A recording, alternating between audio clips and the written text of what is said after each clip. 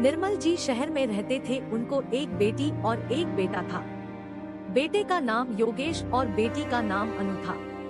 उम्र होने पर पहले बेटी की और बाद में बेटे की शादी करवाई। बहू का नाम रश्मि था। शादी के 2-3 सालों में ही रश्मि का वजन काफी बढ़ गया था और वह पहले से दुगनी मोटी दिखने लगी थी।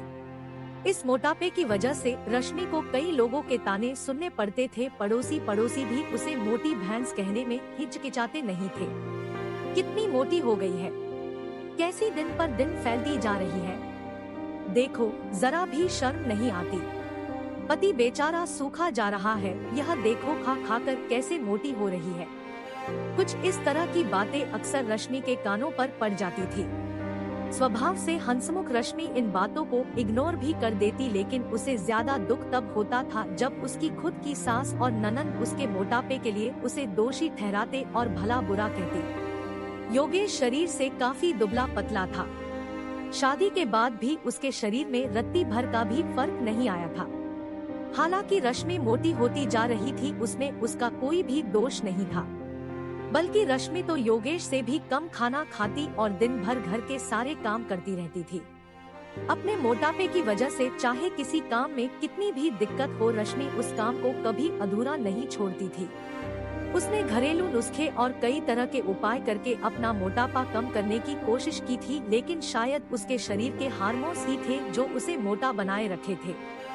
योगेश को उसके मोटापे से कोई हरकत नहीं, वह तो बेचारा अपने बिजनेस को संभालने में व्यस्त रहता था।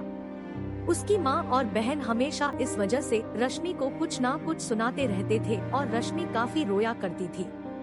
रश्मि जब भी मौका मिलता अपने पति से इस बारे में बात करती थी और कहती थी कि अपनी माँ और बहन को समझाओ, मैं मोटी हूँ, उसमें मेरा क्या दोष है। पूरी दुनिया मुझे कुछ भी कहे, मुझे फर्क नहीं पड़ता, लेकिन जब मेरे अपने की मुझे भला बुरा कहते हैं तो मुझे काफी दुख होता है। ऐसे ही दिन बीते चले गए। एक दिन रश्मि की सास ताजी हवा लेने के लिए जब टेरेस पर गई हुई थी, तब वापस लौटते समय उनका पैर फिसला और सीढ़ियों से वह गिर गई। भाग्य से वह बच गई, लेकिन उनके पैर में बड़ा फ्रैक्चर आया। उनको अब एक जगह से दूसरी जगह जाने में भी काफी दिक्कत होने लगी। बिना किसी के सहारे के वह ऐसा कर ही नहीं पा रही थी। जिस मोटी बहू को वह रोजाना ताने मारती थी, आज वही बहू उनका हर काम कर रही थी और उन्हें एक जगह से दूसरी जगह ले जा रही थी। उनका खुद का वजन भी 75 किलो था, जो उनके बेटे योगेश के लिए भी उठा पाना संभव नहीं था। हमको विचार आया कि बहू शरीर से भरी पूरी नहीं होती तो आज उनका क्या होता है। रश्मि की सास को रश्मि के साथ किए हुए अपने बुरे बर्ताव के लिए पछतावा होने लगा। उन्होंने एक दिन मौका देखकर इस बात के लिए रश्मि से हाथ जोड़कर माफी भी मांगी। रश्मि ने कहा, अरे मालिक, आप माफी क्यों मांग रही है, आप मुझे समझने लगी, मेरे लिए इतना ही बहुत है। उस दिन के बाद रश्मि के साथ में कभी भी उसे उसकी मोटापे की वजह से एक शब्द भी नहीं बोला, बल्कि तो उन लोगों से लड़ जाती थी जो रश्मि को मोटी कहकर उसकी बुराई करते थे। रश्मि की ननंद भी इस घटना के बाद उसे इस विषय पर कुछ भी ना कह सकी।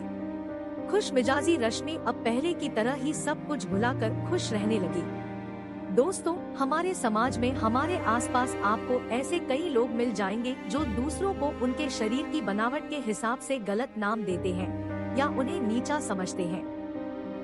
किसी की हाइट कम है तो नाटा, किसी का रंग काला है कालिया, कोई हेल्दी है तो मोटा, किसी के बाल कम है तो टकला। हमें ऐसी सोच को पूरी तरह खत्म करना होगा और यह समझना होगा कि बाहरी स्वरूप ज्यादा मायने नहीं रखता, मायने रखता है भीतरी खूबसूरती, स्वभाव और विचार। दोस्तों, ऐसी कहानी सुनने के लिए हमारे चैनल को लाइक करें, शेयर करें, सब्सक्राइब करें। Thank you so much.